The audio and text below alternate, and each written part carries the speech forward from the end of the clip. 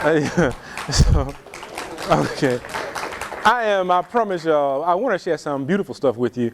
These are slow aside. Some of these come from Dr. Ani's work that we're working on together, Dr. Murma Ani. She mentions about the Ma'afa, and we heard the Ma'afa earlier. And about Ma'afa brings a chaos and disconnectedness. And what we have is that the MAAT is about truth and righteousness and connectivity, and ritual helps us to reconnect. The reason people would attack Kwanzaa and ask us if is it relevant is because it is a ritual of reconnection. As long as we are disconnected, then one can be manipulated easily. I understand that Stephen Biko says that the greatest weapon of the oppressed is the mind of the oppressed.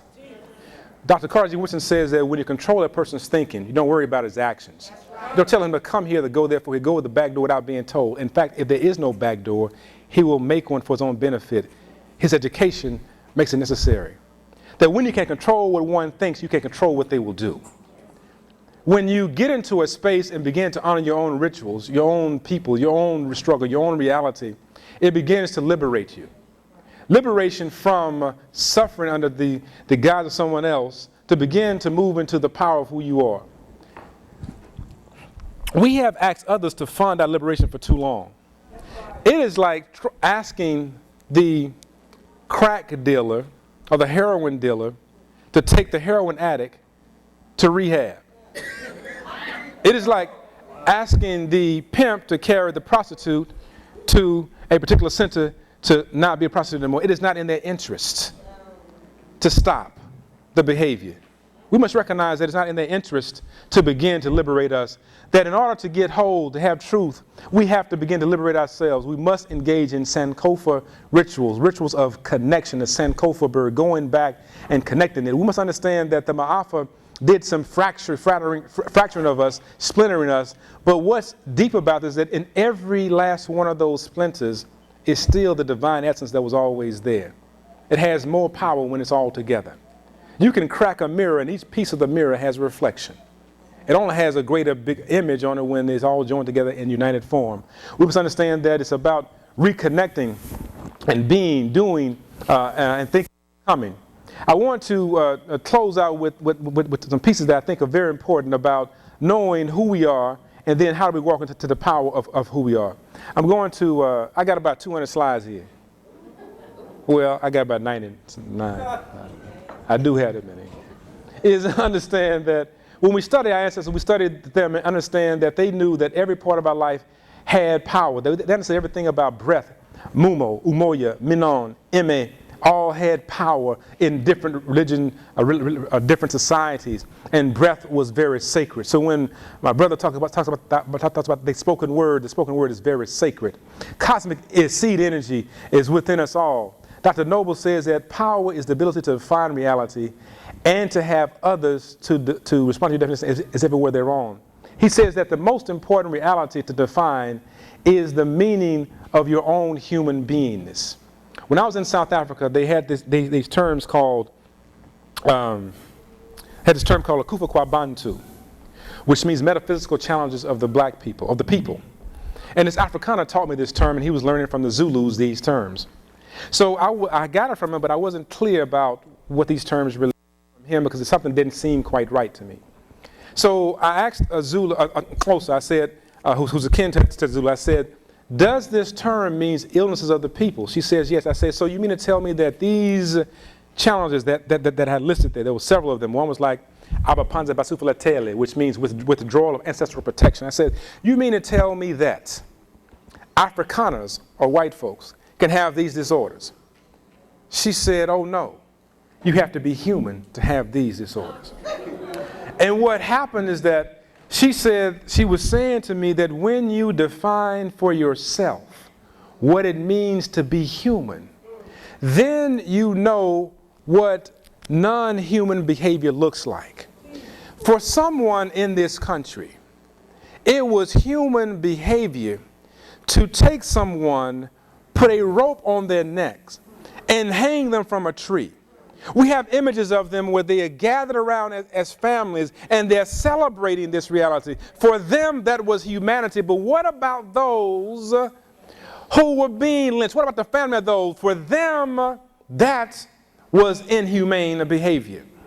How then are we going to go to those who have demonstrated inhumane behavior and try to figure out what does it mean to be sane when their sanity has been predicated on disrupting our spiritual reality?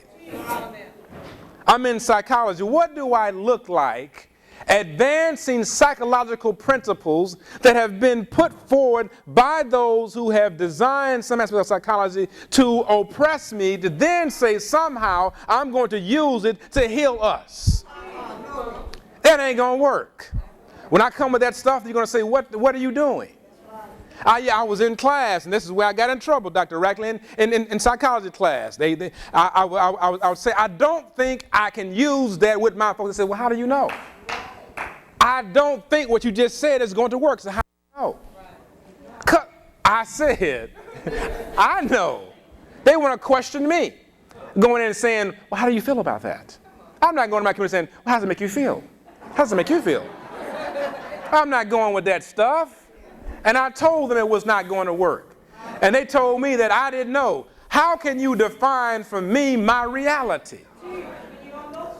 That's when I got upset, I got angry. You can't tell me what it means to be human. I said that we have to begin to define for ourselves what it means to be sane. And their stuff is not going to get us sane. To be human. A human being is spirit who affirms one's humanity by recognizing the humanity of others and on that basis establishes humane relations with them. A human being is spirit. This is Bantu Congo concept, who affirms one's humanity by recognizing the humanity of others and on that basis establish humane relations with them. I don't have to go into it. Listen. A human being is spirit who affirms one's humanity by, first of all, acknowledging that others are human. Yes. When I use the word dog, my dog, what up, dog, that is not acknowledging your humanity. That is disallowing you from being human. Why? Because when I call you dog, and you came from a woman, and a female dog is called I just call your mother which means you are a son of and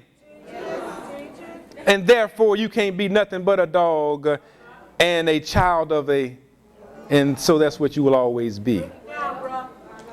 When I use the term my nigga, when they get my students say, you don't understand after watching, you don't understand, because when I use it, I'm talking about sometimes, nigga is different from nigger. Nigga and nigger are different.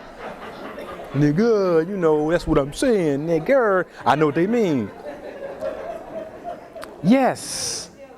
I say, so, if that is the truth, and if nigga refers to a brother, then use it like this.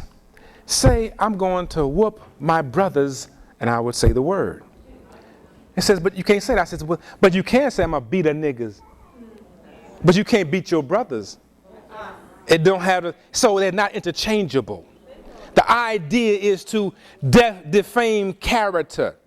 Once I take your essence, think about when you get angry with somebody. You do not call them by their name. If you don't get your big, all kind of words come out. Because when you alter those vibrations around them, you change their humanity and thus they can be destroyed. If you use their designed vibrations, Ambenkiziye, you then have to resonate with Ambenkiziye and then realize that I can't slap Ambenkiziye. But I can slap that old mother, how much that bill? I can, because when I did, we can do that because now I have altered the vibrations surrounding him. That is what we do. We don't understand how powerful we are. That's why we change the names of people so that we can actually take advantage of them. But when we say, call me, you don't know me like that. We get upset, well, folks look at us wrong because we know that the eyes are the window to the soul. What you looking at? Why are you looking at me? Something is happening that we understand something about humanity. I wanted to share with you that among the Bantu Congolese, they say that we are a trifold existence. That we're not only here in the presence of the black, but we also those that have come before us and also those yet to be born. That we're coming into being, that they have these concepts about kala zima kala, about coming into being, going and coming back into being again. That's in the power about the voice. There's so many things here. I want you to catch this right here. A trifold, 7-direction vibrating being. All right? Think about this. Radiating inward. That is, understanding the power to heal. Radiating rightward, belonging toward family. Radiating frontward, beholding, prepaved. Radiating downward, understanding what to consume from the earth to be able to nurture the body. Radiating leftward, who are my enemies? Look to the right. What was the song? Oh, my home is dead and gone. What does he do? Tell me the song. What does he do? I look to the what? East. What? Talk to me. Nobody's by my side. What else? I look to the west. And I look to the... Radiating. He who he is, but he radiated. He knows something about this stuff right here. I'm going to show you how you know it in a moment. Just give me a moment, buddy. I promise I'll be done. Oh, they're standing up and trying to tell me to get through. Just move over. Just do. All right, so... Radiating leftward, becoming to check enemies. Radiating backward, discover collectivity. Who am I in the past? Radiating upward. Now, what is the tribal dance at family reunions and black conferences all over the... How does it go? What do you do? Where am I going? Am I radiating what? Then I'm radiating. Then I.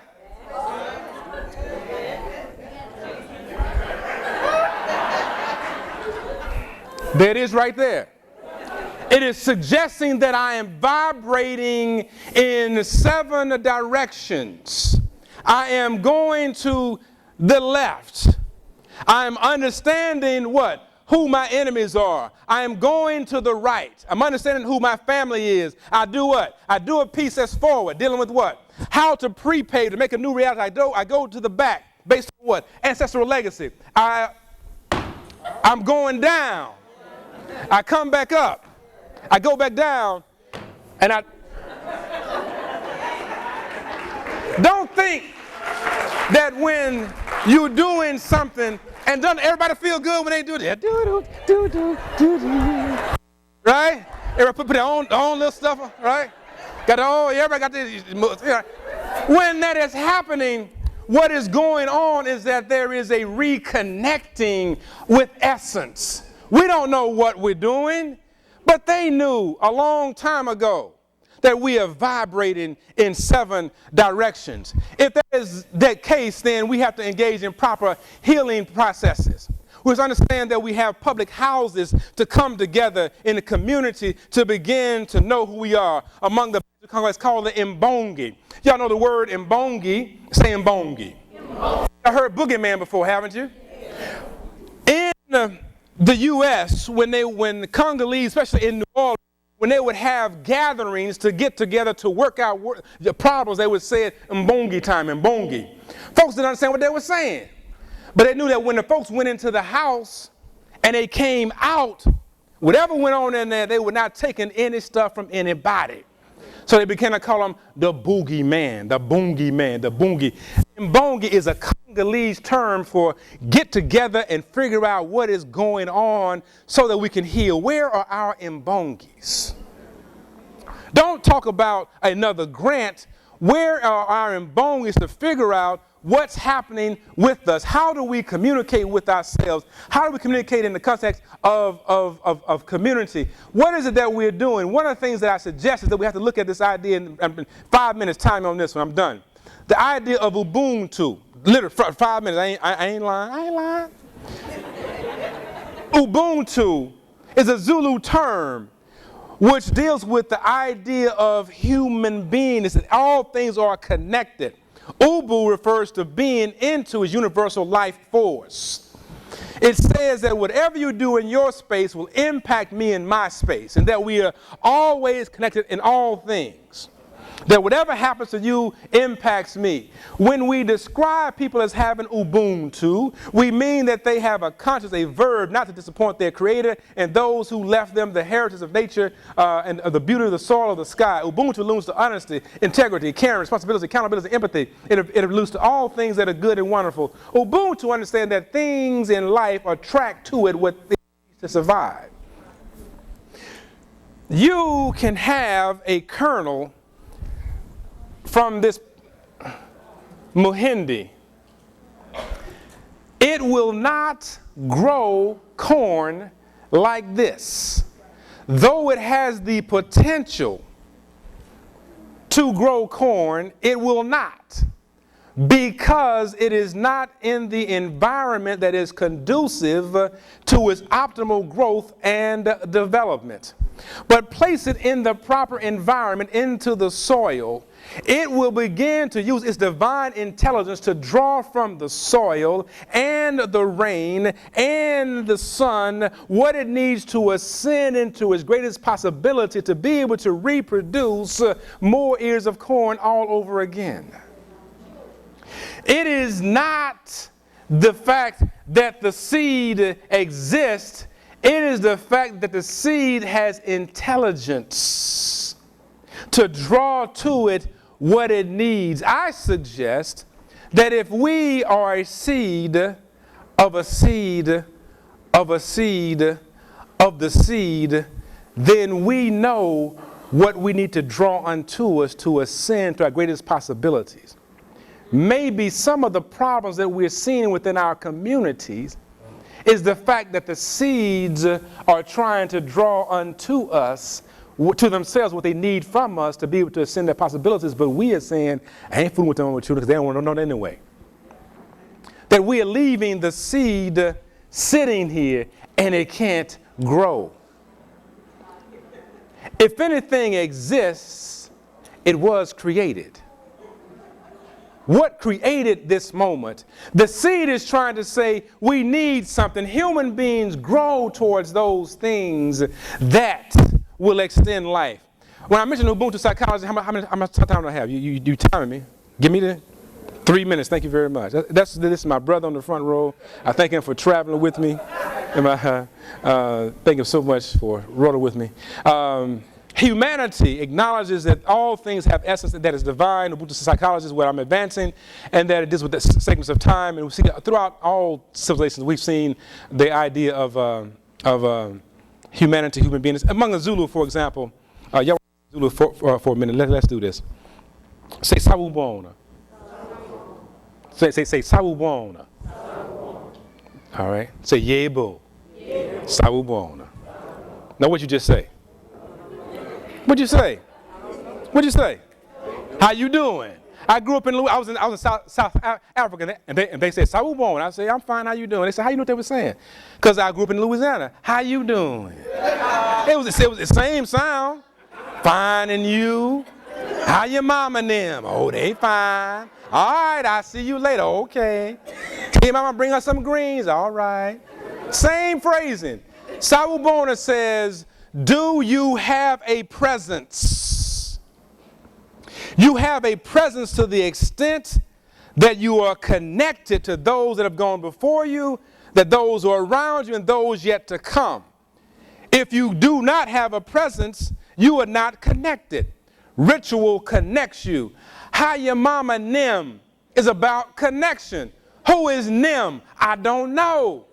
But I knew how to answer the question. They fine. Don't know the Nim, but they what?